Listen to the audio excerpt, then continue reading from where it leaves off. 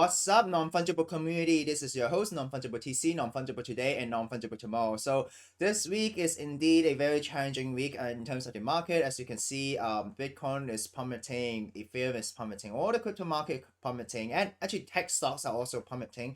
But as we've experienced this before in the crypto market, all we have to do is just hold on, and have conviction. And but it is also a very interesting week because, as you can see, recently Twitter have released their NFT profile picture. So what happened is that if you have a paid subscription of Twitter Blue, you can actually connect your wallet and use your Ethereum NFT as a profile picture. And once you put your profile picture, it will appear as a hexagon like this. So this is their promotion video. I'm not sure have you seen it, but basically it's showing a lot of crypto influencers, and then they are selecting their own NFTs and are using it as a profile picture on Twitter. So if you see anyone with this profile picture with a hexagon, then you'll know that it is an NFT, and when you click into it, it will show you which collection it is. So I think this is really cool. Especially this week, we have a lot of news of social media entering into NFTs and trying to incorporate it. This is a very good way for the masses to have an understanding of what NFT is and also its potential. And I think for Twitter, this is a very smart way. First of all, because this is only done using Twitter Blue, right? If you want the service, you can pay for it and then you can use it. And the good thing is, because Twitter, they're not forcing everyone to embrace NFT. If you want it, feel free to have it. If you don't want it, it's totally fine. You don't have to make NFT profile pictures, right? So them doing this and them making it a subscription is a very smart move of them. And I hope that this brings them a lot of new subscribers, and they deserve to make that money because they're very smart to incorporate this function. And also they know how to find the influencers within crypto or NFTs and ask them to film this video, which is pretty cute. And I say, and also besides Twitter, actually Facebook and Instagram are reportedly exploring plans to make and showcase and sell NFTs. And social media conglomerate Meta is exploring plans to let users create, showcase, and sell NFTs on Facebook and Instagram, according to a report from the Financial Times.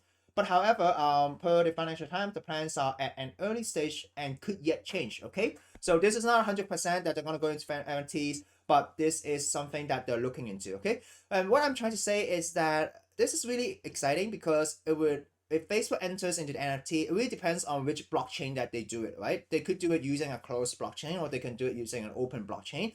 If they're doing it using an open blockchain, and if they're using it probably on Ethereum or a layer 2 solution, it would be great because if it's on an open blockchain, creators can create on Instagram. Say for example, you have taken a very nice photo on Instagram and you want to mint it as an NFT. It could be transferable and interoperable. It could be sold in different NFT platforms if they make it an open NFT blockchain. But if they make it within a closed blockchain and it could only be traded within the Facebook ecosystem, then we'll have to wait and see. It is not 100% bad because they are bringing more popularity to NFTs. But what exactly is an NFT, right? For us in Web 3.0, we understand that NFT is something that's interoperable. It's not only being sold in one marketplace, but you can sell it in different marketplaces because it is a standard that different marketplace can retrieve the data and sell it.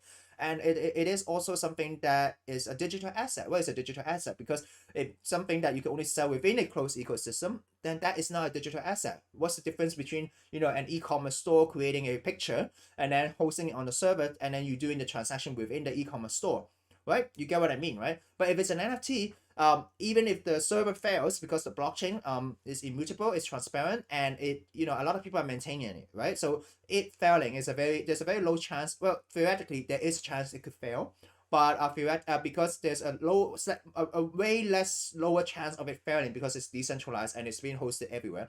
NFTs has the longevity of an NFT is way higher than storing data within a centralized server.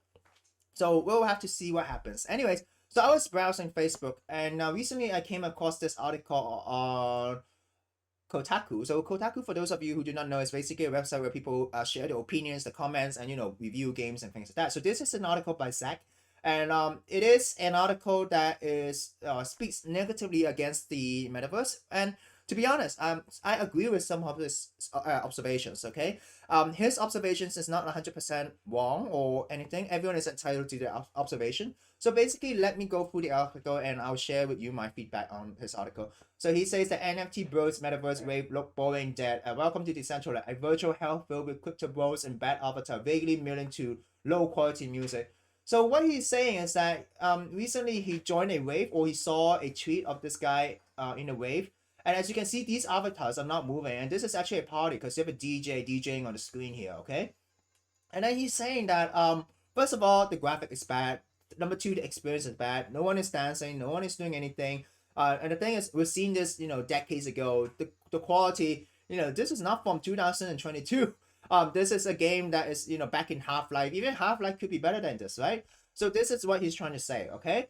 And what he is saying is that, but there's so much wrong in this clip tweeted by self-described NFT enthusiast Alex Moss. For one thing, I've never been to a rave or concert where people don't move or dance. Instead, in the metaverse, everyone is just standing there near each other like creepy robots.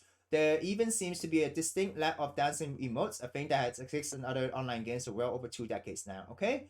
And he compares it with the concerts by Fortnite. So for those of you who do not know, but actually Fortnite hosted several concerts during the pandemic. So they invited Travis Scott, they invited Ariana Grande, and I have to say this is a very beautiful production, because what happened is that you can use your avatar, the game avatar in Fortnite. You could pay for tickets and you could join a virtual experience, which is a very immersive experience. As you can see, Ariana Grande is appearing here, and then she is, and what happens is that as she performs, as she dance, she actually interacts with you, and then you could actually interact with the game as well, and then you could actually be transported into different zones, and then you could, as she performs, you could play in a game, and as you can see, the motion tracking, and then the quality is superb and things like that. Okay, but the thing I would say is that, to be honest, it's hard to compare this with Decentraland. First of all, Decentraland is a web-based game, and the processing power is not as big as Fortnite, which is a game where you probably have to download the client and install on your computer or your phone, right? So, first of all, technically, it might not be fair to compare this way. And number two, this concert is actually created by Fortnite, right? You have a team of people, you have motion capture artists and things like that. This is a production. This is a game production. It's a triple or quadruple or like 4A production, right?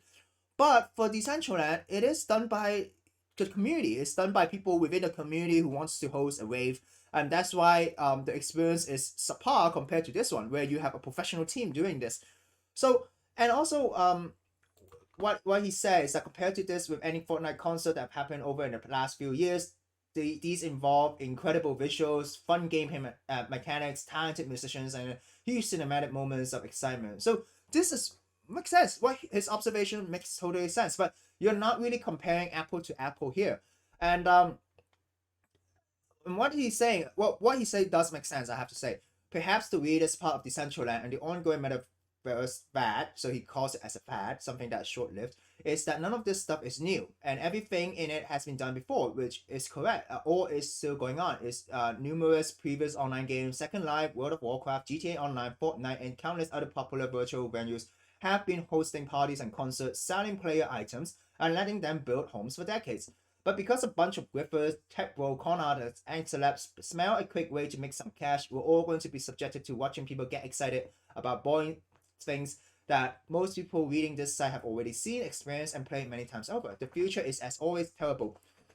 So, what we have to understand is that, first of all, the only biggest difference is that for these games, these are all centralized, okay? It's being crafted by game developers who knows how to get you hooked, who knows how to tell a great story, and so that you would play for a long time, and that we would buy the games, okay? But Decentraland and other metaverses, the difference is that Decentraland is built on a blockchain, right? So all the NFTs, all the parcels are actually being registered on the blockchain as an NFT.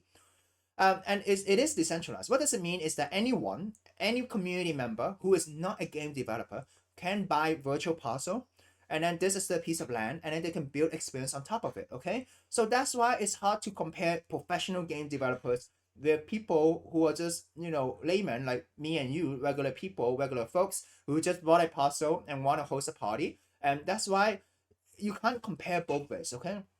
But what I can say is that in Decentraland, because it is decentralized, it is very community driven, you will see a lot of creativity. You can see a lot of creative architects. You can see a lot of galleries and things like that. A lot of creativity and a lot of creative parties, I would say. Not necessarily parties with very top-notch quality and standards, but a lot of things that are driven by the community. So you can see, if you're looking for creativity, if you're looking for the community driven thing, then look for metaverses. So it could be Decentraland, it could be Summon Space, it could be other different metaverses. A lot of different metaverses are also building on different game engines, right? Some like Wilder World is building on Unreal Engine, and they're still building. So first of all, metaverses, does it have to be that bad quality and things like that? Well, you're looking at Decentraland, who's been here for quite some time, and it is a browser supported metaverse. So it's hard for you to compare apple to apple.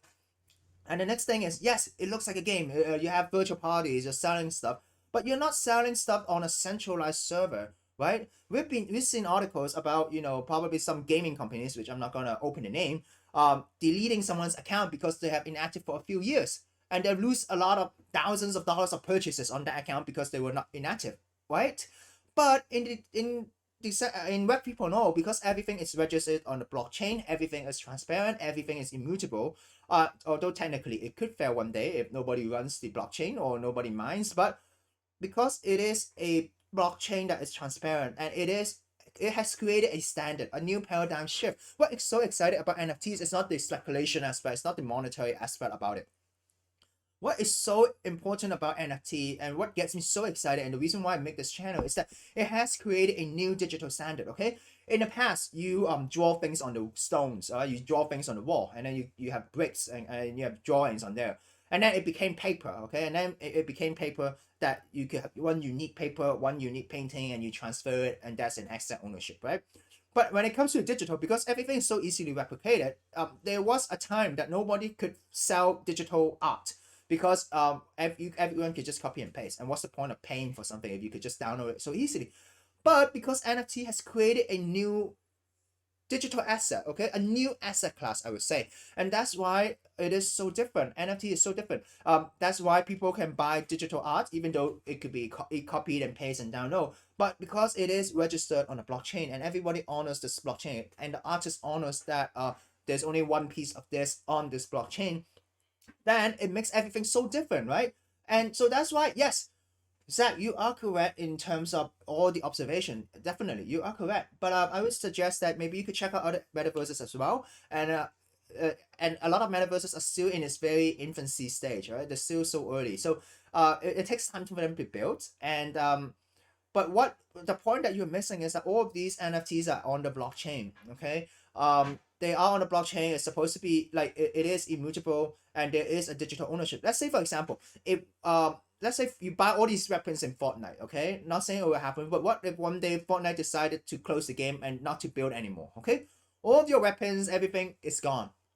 But if you buy a parcel in Decentraland and you register it in a blockchain, not like a private server that Fortnite is doing, once the game closes down, let's say, for example, your NFT is actually recorded on the Ethereum blockchain and not in Decentraland server. So within the community could say, oh, why don't we host another Decentraland? We'll get, because everything is open source, we can actually migrate this, and then we could create a new Decentraland, and everyone using your NFT can claim ownership of your parcel on a one-to-one basis, right? So that provides a longer longevity, which is something that is not possible in private servers or servers that is run by corporation.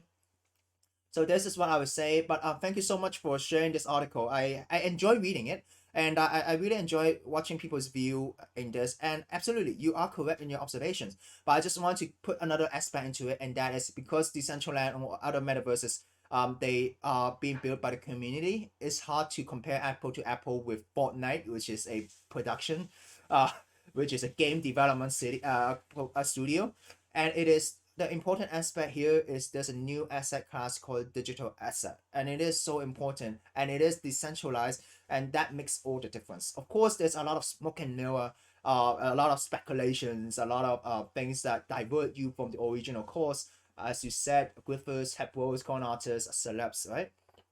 But there is something that is so important and so crucial about this technology that makes, personally for me, okay, makes me very excited about. Because your observation is definitely correct, because right now everyone is speculating on NFTs. The prices of these NFTs goes up really high, right? And I've noticed that some metaverses, they sell passes, and then these passes sell for like really like a few $1,000s or a few $100,000 or something like that, right? There's the selling really expensive passes so that you can go into a zone that is created by certain celebrities, right? And but the problem is, sometimes I do ask the question as well. Why would you spend like a few $1,000s to buy a pass that allows you to enter into a zone and maybe you can enjoy it for a few days, compared to using a fraction of that, like a few $100s, to buy a 4A game and then enjoy the role playing elements, enjoy the story, the lore being created by these games, right? But the only thing I can say is that for the metaverse thing, because it is there's an NFT aspect in it, there's a digital asset. So people maybe value it at that price, but personally, I think some of the prices are over speculated. But everyone is entitled to their own thought, and for me, I would judge on each project on its own merit. I can't say for all of the projects, but what I would say is that if you look at the digital asset part, I hope that you could watch this video if I publish this. But there's this digital asset part that is so exciting and that you could check it out. So anyways, moving on, for those of you who are on the Twitterverse, and I mean crypto Twitter, you'll know that Cosmo de Medici is actually Snoop Dogg's other identity. And Cosmo de Medici. So what happened is that this week he actually decided to publish a newsletter. Okay, so you could go to his website, go to his Twitter, Cosmo de Medici, make sure it's the right one, the one with the hexagon profile picture, and then you can actually subscribe to his newsletter. And what I wanted to say is that Cosmo de Medici, I've been following him for some time, and I really like what he is saying and what he is sharing on his recent newsletter. So what is he saying is that basically this is his newsletter, but I would rather you subscribe it rather than read it here. But there's one point that I really wanted to share today.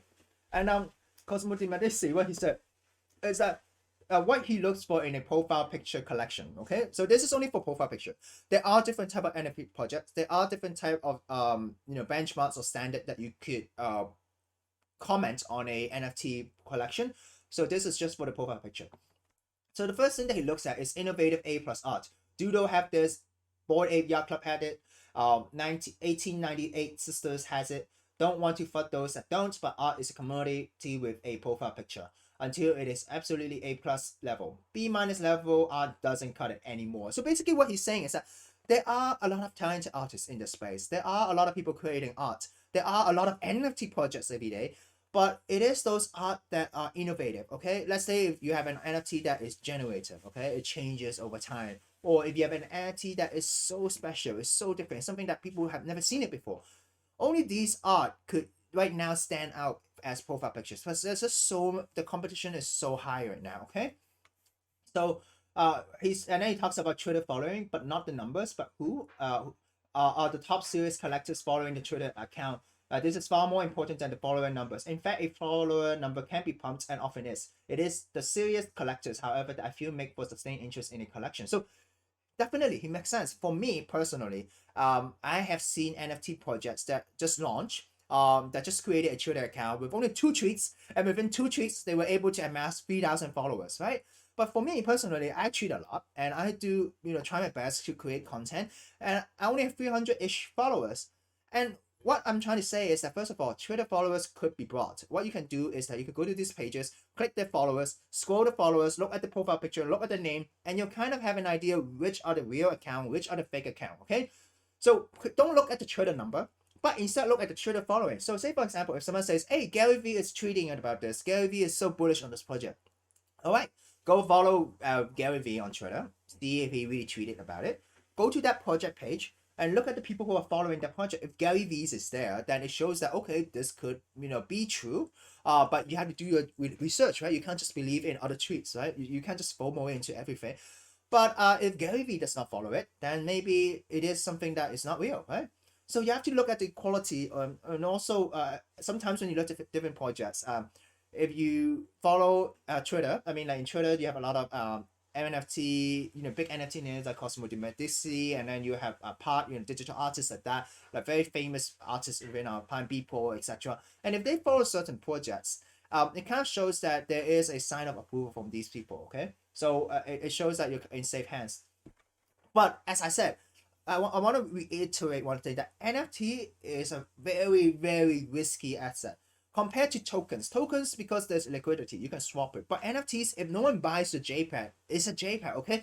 And if the team decides to stop anytime on that project, there is no more utility, right? Your project is just dead, and your NFT has zero value at all. But for Ethereum, because there is network activity, because people are using it, there is it is slightly less riskier than NFTs, I would say. Anyways, world map overrated. Doodle had not ignored the buzzword. So what Cozomo de Medici is saying that for profile picture projects, first of all, you look at the art, and if that art is something that relates to you or something that you want to collect, then go ahead. Because for some people, some project might have very good fundamentals and stuff, but one day they fail, okay? But if you like the art, if you believe in the team, even if they fail, you're still gonna hold on into their NFT, or you will hold that in your wallet without any ill feelings, right? So that is important. And so what he's trying to say is that, okay, the roadmap overrated, ignore the buzzword, okay? Some people will say, oh, we're going to create a DAO, or we're going to give you ERC20 token if you stake your NFTs and things like that. We're going to give you a lot of utilities, things like that. You have to really look into what they're saying, okay? Don't look at the buzzword. Don't just, look at the few keywords that they, like the marketing pitch that they want to give you, but really look into, okay, what value does it really add to me, okay? A lot of these NFT projects, they have 10,000 10,000 profile pictures. Not everyone could be a winner. Not everyone is a super rare NFT that could flip for a lot of money, right? So anyways, what I'm trying to say is that when you buy into a project, look at the project. Are you buying it for the experience? Are you so it could be like a ticket for you to experience an NFT project, or are you buying it to flip? And everyone has their own goal. If you're buying it to flip, then definitely go for the whitelist for high demand project, because definitely that's how you can flip. But if you're looking for to collect something or something that could associate with you, because art is to my view the basic human expression. Art is something that you could resonate with and associate with, right? So if you look at the art, and if you look at the team, which goes to next, which is dedicated and docs team. Putting reputation online is important. Too many project launching day just copying code and hiring 5 artists, paying off influencers who dump, then and moving on to the next project as add-ons. So what he says is that docs team is very important, and definitely this is why I created my channel. I created my channel, and I have the Non-Fungible Creator Show, where I invite different creators to come share the story. If you like the story, you want to support them, then buy the NFTs.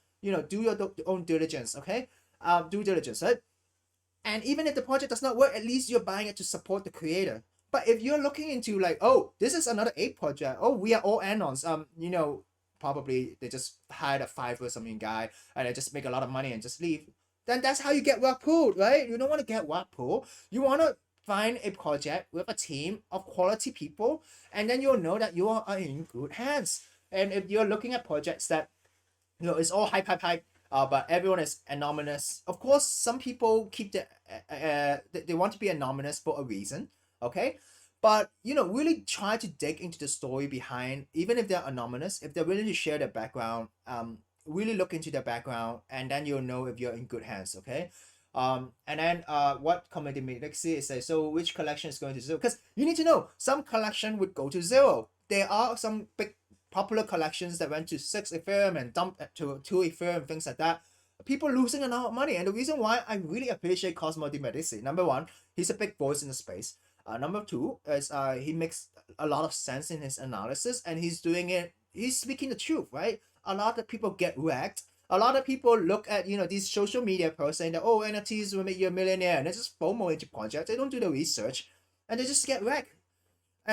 And they get wrecked, and they don't believe in the idea of digital ownership or digital asset, which I was talking about, which is so important just now.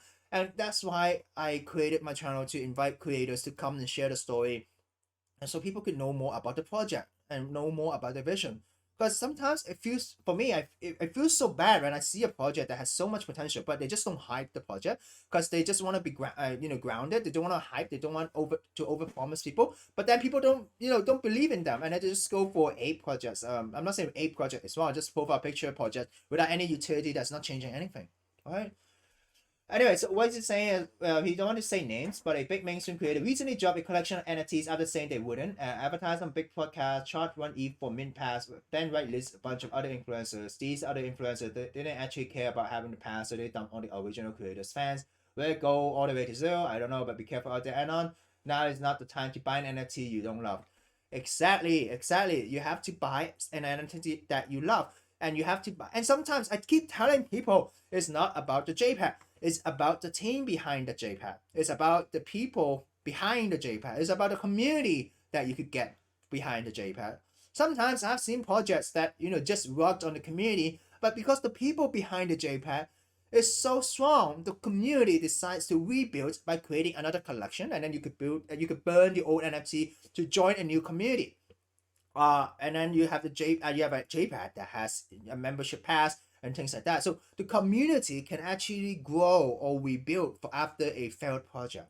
So it is about the people. It's not just only about the JPEG, but of course the JPEG must be something that you like, that you want to put in your wallet because it's transparent, everyone can see it, and it's immutable. You can't just remove it unless you pay gas fee and burn it. But people can see your transaction record that you brought this JPEG, right? So anyways, I really appreciate what Cozomo de Medici is saying, and for those of you, if you have not subscribed to his newsletter, please do so. Really inspiring person. Totally changed my mindset towards what I thought he was, and I've decided that after reading this, I've decided that I wanted to come up with a ranking system. Okay, first of all, this is only a reference, and it is very subjective. It is but what I'm trying to do is that I've noticed that because all my content is like long form content where I invite speakers, they share the story. It might not be that type of content that a lot of people want to watch. So I'm thinking of doing a daily show called Clickbait, just to play around. Like basically I'll have thumbnails where I'll be like, oh my god, everything is falling, this is the next 100 project, blah blah. But what I want to do is that I want to use a very systematic, and I want to use a approach that could help lower your risk, and help provide value to people, like what Cozomo de Medici is doing.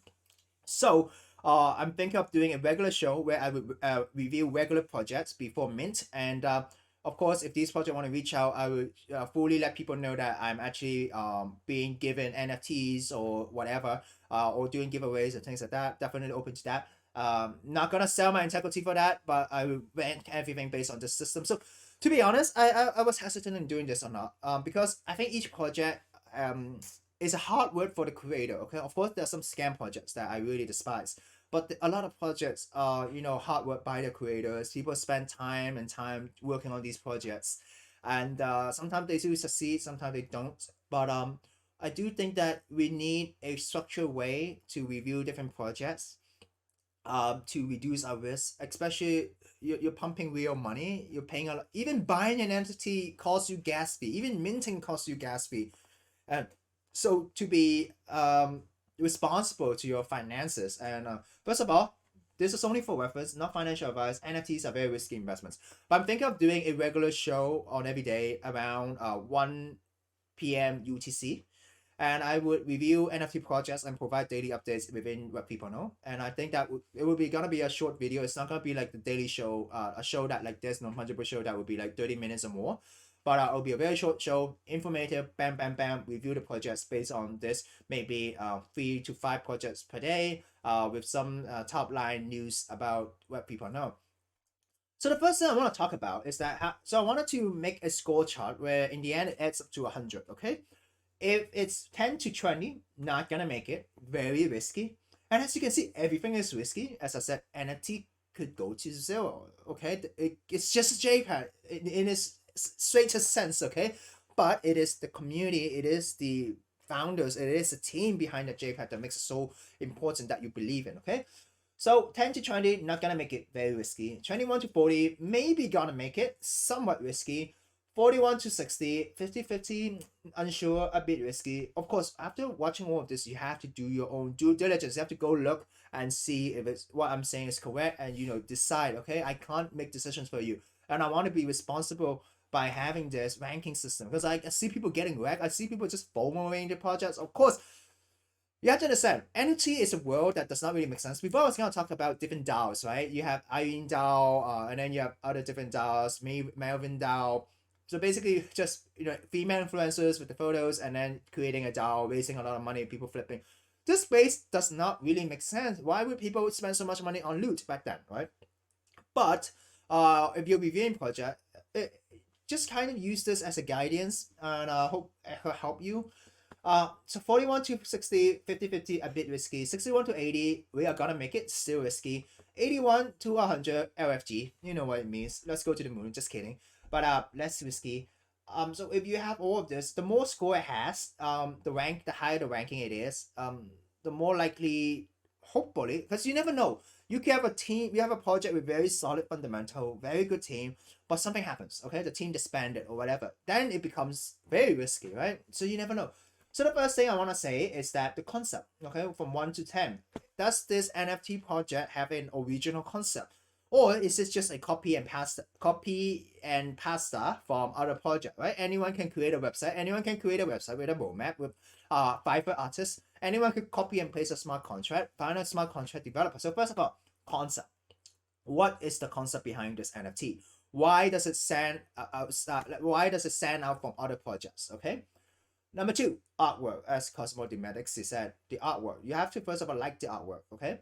And also, this artwork, is this a quality artwork? So artwork is a very subjective thing, so you can measure it on your own. But personally, I do have some thoughts on artwork, and then I would put a score in it. Number 3, team. Docs or not. If it's a docs team, there could be more accountability because people's name is at stake. But if there's no, if it's not docs, I'll just automatically give it a 0. Okay, if it's docs, I'll give it a 10. So because you have to know that a lot of people can run away with your money, right? They could promise a lot of things on the website, but then they could just run away, which is called being rug pulled. You're being pulled, and the rug is below you, and you fail, and so this is a very risky space. Ethereum, the tokens that you send when you use to mint these NFTs, these are real money. Don't forget that, okay? You have to be accountable to your own finance.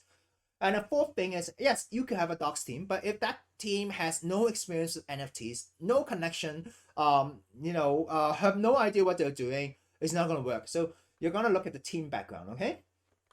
And then the fifth one is the social media, whether they have a lot of social media following and whether they are being followed by high quality collectors, and also the social power. What does it mean by social power? Do collectors, like, let's say Cozomo de Medici, he was mentioning about a few projects, right?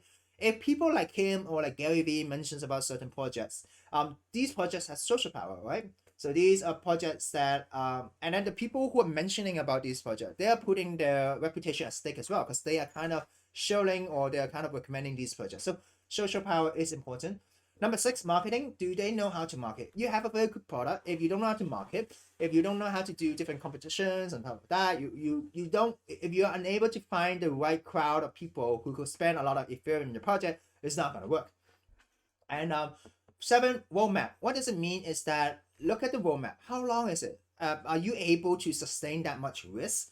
Let's say it is a 1 month project. Let's say it's a lucky draw. Okay, you buy an NFT, everyone has a chance. So they basically buy an NFT, it's a lucky draw, and then they lucky draw something, and then after that it ends. Okay, so if you could tolerate risk in a short period of time, then that could give you a more you'll be more comfortable with that. Okay, and what does it mean is that down the line, what are they gonna promise? Okay, 10,000 NFTs. Not everyone is gonna benefit from the project, because the people who are primarily gonna benefit first are the people who gets the very rare NFTs, the super rare, and then they can flip it, and that's how they benefit monetarily. But the whole thing about NFT is that people are trying to fundraise, and then they're trying to fundraise to accomplish something, right? If that thing in the long term provide you special access, like discounts or whatever, access to certain places, then it could be and it could add value to you, then that's definitely something, a project you want to hold on. So roadmap is important. And number 8, the value for hodlers, which is what I said, the utility. Okay, so without a roadmap, basically, and don't confuse roadmap with buzzwords and things like that. Okay, so as we go through different projects, you'll start to see how I allocate these scores. Okay, value for hodlers. Okay, the utility. Okay, utility is not just getting ERC 20 tokens, the fancy type of stuff, but it's something that really makes sense for you. Say for example, you buy an NFT project from someone from North America, and then all of their community meetups is in North American time zone, but you're somewhat in Asia, right?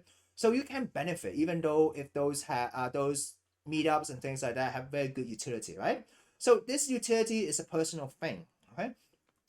So number 9, community is very important for the community. Like even if the founders or the team fails, the community is the second barrier, like the second line of defense, right? If they decide to safeguard, because they'll look out for each other. Hey, why are you doing this? Why are you moving the community fund elsewhere, right? So community is very important. Not just flippers, not just people who just inviting people for whitelists and things like that, and then sell and then go. Number 10, time frame, which is something I touched just now, is that how long can you have your Ethereum into an asset that may not be as easily transferable, okay? Because NFTs, if nobody buys that NFTs, or if the hype dies down, there would be no transaction, right? Nobody can see it, right? Nobody can see it on IC tools, nobody can see it on social media. But if it's a project with a lot of liquidity, like a lot of trade volume, and if it's a longer time frame, and if you can invest for a longer time frame, that it could be a good project. But if it's a shorter time frame and you are looking to invest in a longer time frame, then you might be looking at another project. So all of this would add to 100, and then you'll see the score. And this is the standard that I would use. And hopefully just some ideas that you could have when you evaluate a project before you ape in or FOMO in or invest in. This is something I'll do. So what I'm planning to do, so feel free to comment below on whether you think this is good or not. But I'm planning to do a show which is around below 10 minutes, unlike this non-fungible show, non-fungible creator show, which is an in-depth show. I hope it'll be a very short show where I review project based on this ranking system. And then I would talk about the market updates, everything within 10 minutes. So thank you guys so much, and stay safe. I know the market is is fluctuating, everything is dumping, everyone is not having a good time, but if you have conviction, and sometimes it's important to remind yourself why you're in this space. And I hope you live every day non-fungibly. In the end, it is about the relationships, it is about the connections, right? So I was just talking about Zack's article, not because I want to make enemies or whatever. It's just that I really wanted to share some of my insight in this space to him so that we can exchange ideas. And he could also exchange ideas by writing his article. So it is about the relationships that you build. It is about the community. It is about the people that you meet within the space that makes it valuable compared to, the monetary aspect. And this is something that I really hope to preach. So thank you so much for watching. Until next time, this is not your host, Non-Fungible TC. Remember to live every day non-fungibly. Thank you. Bye-bye.